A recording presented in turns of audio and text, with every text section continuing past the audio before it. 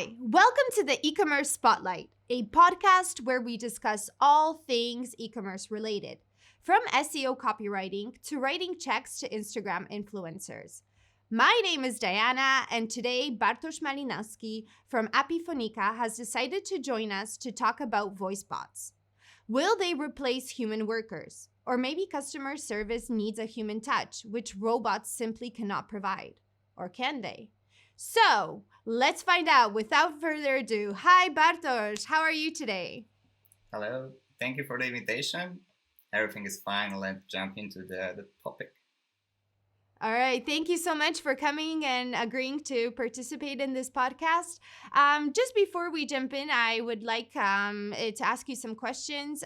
So, can you tell me a little bit more about yourself, what your role is at Apifonica, and why did you decide to work there? Sure, as you mentioned, I'm head of voicebot department, which simply means that I handle all voicebot related topics at Apifonica. With my team, we implemented over 50 different kind of voicebots in different industry, different companies, and in different cases. And this is because I deeply believe that boring and repetitive tasks should be delegated to artificial intelligence and automation, and we should focus on creative and strategic one. Okay. So what's your favorite movie about artificial intelligence? About I think Ex Machine. It was a movie about sort of geek who invented AI lady, a robot, and then fell in love in her, and obviously, spoiler alert, that she took over the world, or at Yeah. least his house. Yeah, she got smarter than him. So, yes, I really enjoyed that movie too. So, who knows what might happen? Men, watch out, just in case for the future. All right, so let's jump into the topic a little bit. My first question for you is I think everyone is pretty well familiar when it comes to chatbots. However, voice bots are not as popular as chat, but they are trending. They're becoming more and more. So, could you please, at the beginning, tell us a little bit about the difference between a chatbot and a voice bot, and how exactly each of them work? Yeah, sure. And I'm glad that you ask about this because I confirm people messed up them all the time. And obviously, like the logic, the mechanism is pretty similar, and I will explain it in details. But obviously, when it comes to chatbots, we deal with text. You can text chatbot via WhatsApp, Messenger, um, live chat via website. And when it comes to voice bots, you communicate in natural language, like the verbal one. So this is like the obvious reason, but still people mess up them. And the biggest difference is simply use cases, the functionality where you can implement them. And for example, chatbots, they're mostly in support via chat. You can send a message, ask question or predefined question, or just wrote out the question, and that's it. And based on the keywords, basically the chatbot answers you. When it comes to voice bots, the logic is the same. You say what you would like to communicate. The AI, the engine, uh, transfers this natural language processing to the script, and out of this, by the keyword, if it match, then voicebot do the interaction.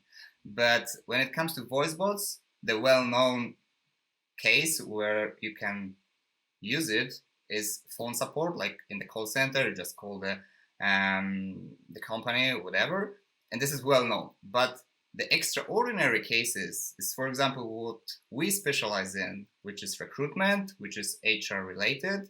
You can have a virtual recruiter, which helps you, like an assistant for mass recruitment, for scheduling meetings, and all other HR related, or in marketing with unbranded cards, in sales like lead generation. So there's a lot of different examples, and people, they are not aware of that. And as you mentioned, they are not as popular as chatbots, but at Apifonica, we would like to change it, of course. Mm-hmm.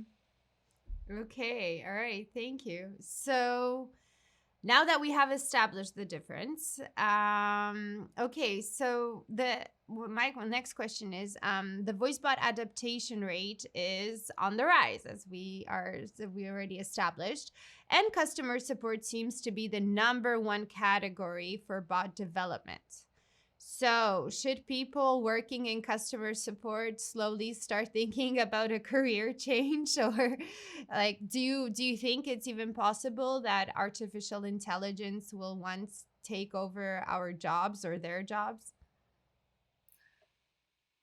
This is the most frequently asked question ever. Like when I talk to someone and they heard that the I'm doing voice bots and I work for the automation industry, they ask this. Yeah, so what about the AI, artificial intelligence, this matrix scenes, and so on and so on? And long story short, strongly disagree, obviously. But to give you a detailed answer, I do like the comparison with the Industrial Revolution from 19th century, where physical workers literally they were destroying the machines in the factories. And I like to compare that situation in the past, what we are handling right now. Obviously, people do not destroy smartphones or computers. I hope so, at least. But we are afraid of that, right? And this is basically a similar situation. So I would like to ensure that Kamal will adapt and will develop. And I would like to give you some like examples and numbers because Diana, do you agree that generally people prefer creative and strategic tasks, like in general, instead of boring and repetitive? I have, when it comes to me, at least, yes.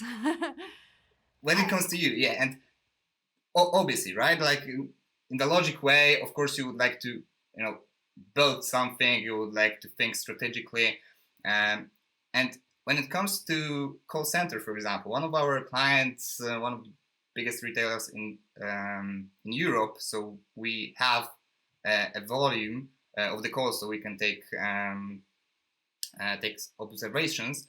40%, 4 out of 10 calls to their call center is about status of the delivery. So basically, based on the number of the order and your phone number, you can simply answer this question, because this is really simple. And you can leave the more unique one, the complex problems to the consultants.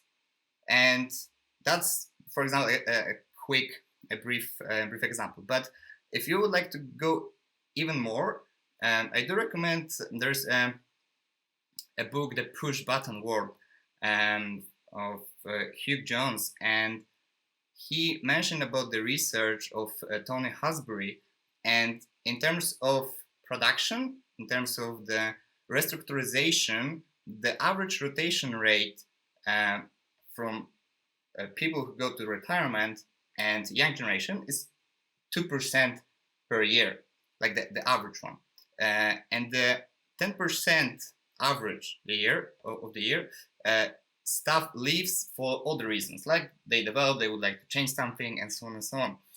So I would like to ensure you that it will be like a process. So all these situations that we'll lose our jobs, that the unemployment rate will raise the bar, and so on, they're not real, because it will be a process. Even if we, in some like 10 years, 20 years, some jobs will be vanished, like disappears.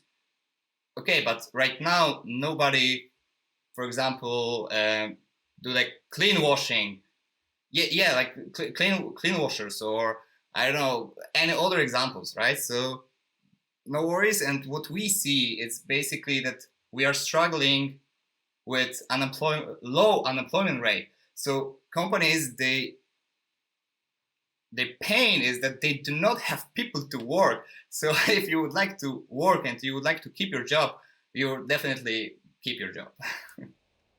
Okay, so I guess customer service, you don't have to start updating your CV and looking to branch out. Okay, so tell me this: AI will power 95% of customers' interactions by 2025. I've read this recently, so can you tell me, is this true or false in your opinion?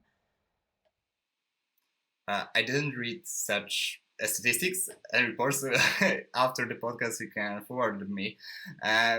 But long story short, I think it's impossible to, like, automation will reach that level as quick. But who knows? I mean, right now we are living in such, unpredicted world that maybe. But but what I can assure you, because one of research which I read lately is 25% in 2019, 25% of interactions in e-commerce were already automated. So 1 out of 4 interactions which you have with the company in e-commerce, they're automated.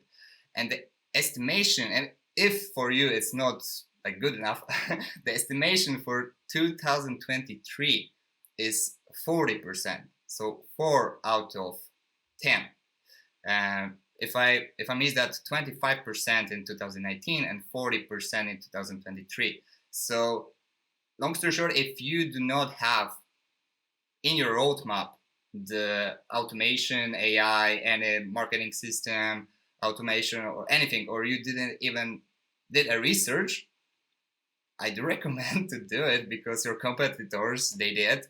And as we see, the trend is growing. So definitely it is the future. I'm not sure if 95% is relevant, but who knows? All right. So how can customer service voice bots improve customer support? So let's say, okay, we're slowly not that scared about them.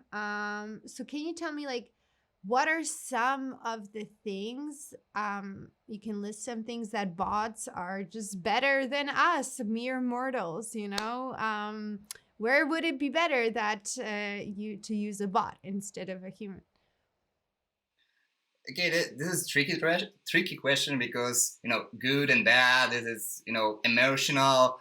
I wouldn't call it that way. I would definitely say that, come Maybe on, some there are some. advantages. Yeah, exactly, like advantages and disadvantages, because first of all, like as I mentioned before, they are some unique cases, and they will be in the future for sure. Of course, the scope of automated tasks will grow, and this is 100%. But still, there will be some unique tasks and cases. So people will do part of the job anyway, and this is good.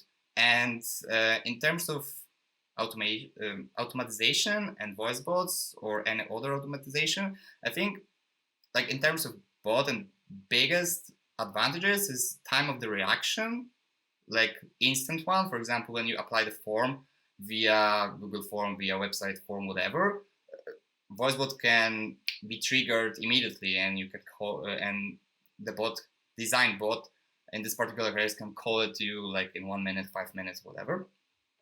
And simply people cannot. Second, availability, of course, 24/7, no vacation, this They do kind of need it, stuff. right? Yeah, so of course you can cover this. And also, when you design process once, they just stick to the process. I mean, you can be sure that artificial intelligence is not as intelligent that they will just change the process completely. So they stick to the process simply. And plus, I think also, how do you call them, Gen Z? I read that they are even more and more common to search for things using actually their voice instead of typing in as us millennials maybe, or that. Definitely, So definitely doing. Using voice and this kind of communication is getting more popular and more popular because we can say that, for example, I am a big fan of voice messages. Like I just send to my colleagues via Slack the voice messages when I'm between the meetings or in my private life. Some friends hate me because yeah, I I know. only send voice messages. Yeah, so so this is like a trend, and of course, like younger generation uses this more More frequently. frequently. Uh, but still, for example, in terms of Google Assistant, when you ask Google, tell me a joke, everybody knows that, like tell me a joke. But you can also ask about play Spotify song, Google this, and so on. And I also saw some research that it's growing. So I think for sure the verbal communication, the voice communication will grow. I'm not sure if it will be the only one. I'm pretty sure that chat and text will keep, but I'm not sure what will be the percentage of the usage. Well, maybe next year we can meet and see. All right. Okay, so let's go to the little bit of the other side of the spectrum. So many customers get creeped out by bots pretending to be humans. Should a bot have to tell us that it's a bot? Should they inform us? Should we know from the beginning? Should it be required maybe by the government or some institutions? If so, at one point, at the beginning or only once the interaction reaches a certain level of sophistication? What is your opinion about that? Shortly, a voicebot should not pretend to be a human, period. Like, no doubts about this, any single one. Uh, because we do not provide voice bots. Like we do not handle the projects where we try to fool people that we are our voice bot is a human. Simply because there are two main, um, let's say, two reasons. First of all, people felt cheated. Like simply when someone tried to uh, fool you, it's not okay, right? We are frustrated. So this is the main one. And second of all, they prefer to be transparent, and we saw it because each of our bot um, introduce itself like a virtual assistant, virtual recruiter, whatever. And we saw, for example, of one of our client um, did a NPS survey, and more than 9 out of 10 people they felt satisfied in the HR process from the very beginning. And from the very beginning, our voice bot was involved. So if you design it properly and use it properly, not like a spam, and you do not try to fool people, it's okay, and people are okay with that. Okay. So do you think and how do you guys inform during the conversation at the beginning, or how does it look? Yeah, our best practice is simply hello. It's a virtual recruiter from Apifonica or from ABC company, whatever. I mean, just be transparent from the very beginning, and that's it. And I heard a lot of opinions from candidates or from clients who spoke to the end user of the voice bot, like candidate, like lead, whatever, that they're okay with that. I mean, okay, so I'm speaking to the machine. I'm okay with that. I know how to deal with it, and so that's the best practice. Okay, thank you. So my next one is, do we need to create a persona for our bot? What is the right bot personality?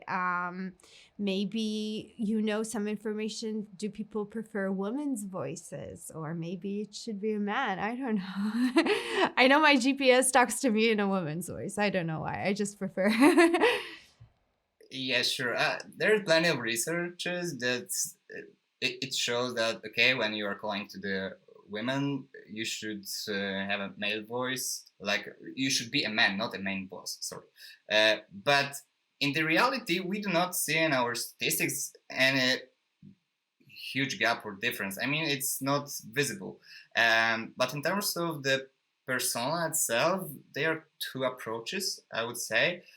Me personally, I am not the fan of humanizing the bots, like to calling them Mr. James or Anne or any other approach which should humanize it simply. But on the other hand, some part of the market and some providers, they created like this. So hello, this is Anne, and it's also okay as long as you introduce it, you not as a human, but you notify that you are a bot. So this is okay. Basically, it's up to you.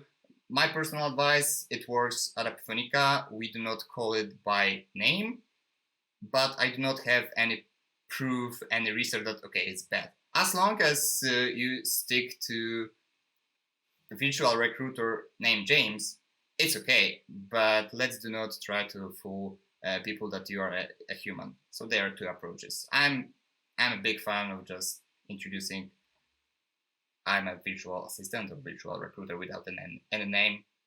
So, in your opinion, it's better not to give too many human characteristics to the bot, just to avoid confusion and. Yeah, I mean, from my perspective, I see it like the X machine thing, like the attribute that we are trying to humanize it somehow because it's better. I do not have any research and any proof that it's better or worse. So Okay. I emphasize this is just in my opinion, but there are two approaches. You can give a name, and some people find it cool, but please do not try to fool people and try to pretend to be a human. Okay, thanks. Okay, so according to some research, 8 in 10 people would prefer to speak to a human over an AI. Do you think our preference for human customer service agents over bots will change in the future once we get more and more used to it? Or do you maybe already see that our preferences are changing towards it?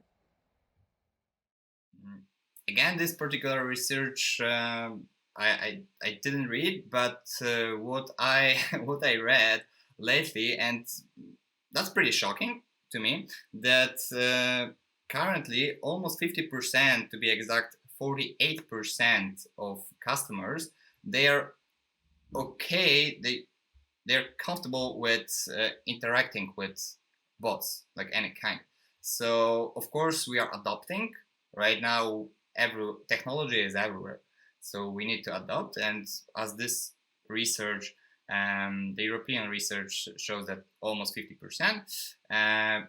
But what shocked me even more, that 71% of customers admits that if it would help customer journey, customer experience, they like it.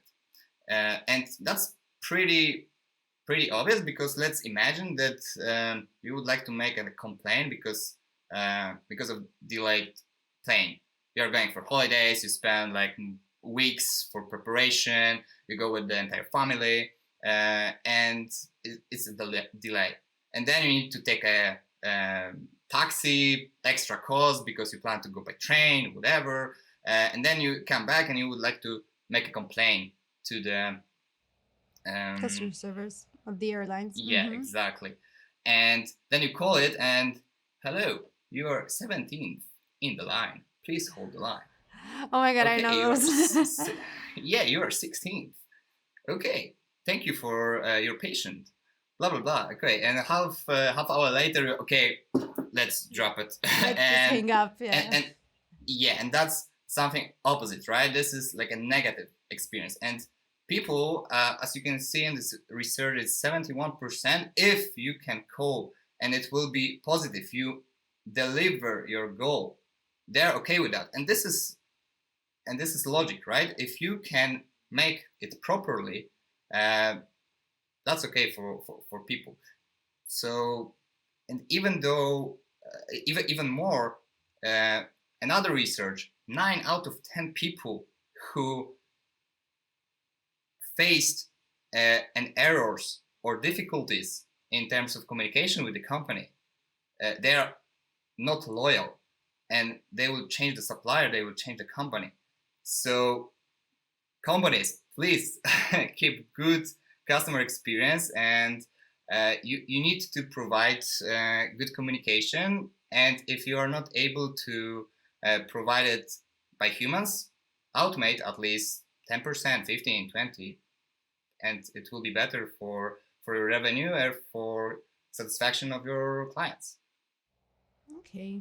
So let's imagine that now I am the owner of a customer service department or a company, something. Okay, let's say I'm looking for implementing voice bots into my service. Could you tell me a little bit, like what are the necessary ingredients for developing a user-friendly bot? Any tips on how we can keep the conversation with the user flowing and engaging, just like for people who are thinking about implementing this solution into their companies? Okay, so as we mentioned, for sure, not to pretend to be a human. Yeah, So that one we that's got. That one we established. Yeah. yeah, yeah. So I think I hope you got it. You got it. And I will emphasize: do not pretend to be a human. Uh, but about the some tips, for sure. I faced, and I assume you all faced the situation that you are trying to say something to bot, like, okay, complain. I would like to make a complaint, and because of delayed plane, and then, oh, sorry, I didn't understand you. Could you repeat, please? Or could you say it again and again? And like fifth time, okay, what? Go to hell, and just frustration again. So this is really important. Obviously, we cannot reach 100% accuracy in terms of translation. Yeah, I mean, it's not it's technology, so it will have some bugs, of course. So it's essential to have a possibility, and we do it like, you have an answer, bot misunderstood, and it happens. Okay, it's nothing to hide. It happens, and then when bot does not understand again, you should just let it go, or 2-3 attempts maximum, and then, okay, another question. You can grab this information and put it in a CRM and go further, and that's the best practice. Another one is you need to give possibility to connect with the people. So if someone does not like voice bots, it will be frustrating if he asks you, keep asking, okay, consultant, and you cannot transfer to the consultant. Of course, you in some cases, okay, we do not have resources. Okay, got it. But you can at least communicate, okay, thank you, I will put this request to the CRM, and our consultant will contact you later. As simple as that, right? So this is another, and I would say that keep it simple. I love it, like keep it simple, quick and direct, to try to decrease the number of misunderstanding as much as possible. And when you implement it, first of all, let's do POC, like a small MVP, baby steps, and keep going. Of course, depends on the case, because some cases we do semi-box solutions, and it's easy, like it's repetitive. For example, mass recruitment in logistics center, the warehouse, and that's easy and it works perfectly each time. But when you trying to make something unique, make something big, like call center, you need to learn what people will answer. So it will be a process. So like baby steps, or if you have a pretty easy case, let's go with the best practices, and that's it. Yeah, like frequently asked questions. Maybe this would also be something like to look into, or okay. Yeah, exactly. Okay, so first, like, okay, and can you tell me, like, the last thing that I would really like to know is how can I measure the effectiveness of my voice bots? Okay, so this is what business likes most, like numbers, KPIs, ROI, yeah, this kind of stuff.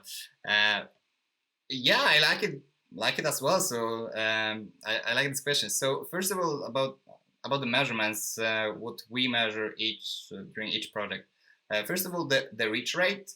So for example, if we are talking about outbound calls, so someone submit the form on your web, you call to these people, like you do the outbound call, and how much people you reach. The average is like 90%, 80%, depends on the case, but it's pretty high because you have just submitted the form.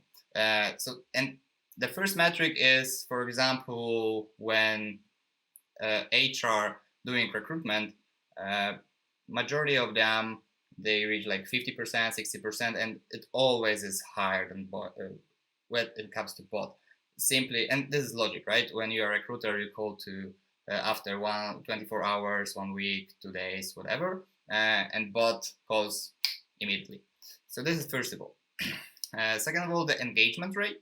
So how many people answer all questions? Like when you ask 2-3 questions, you can measure this. The same when you have inbound calls. You also have some script, right? You go with the algorithm. So you can measure this, and you have percentage, like 50, 60, 70, depends.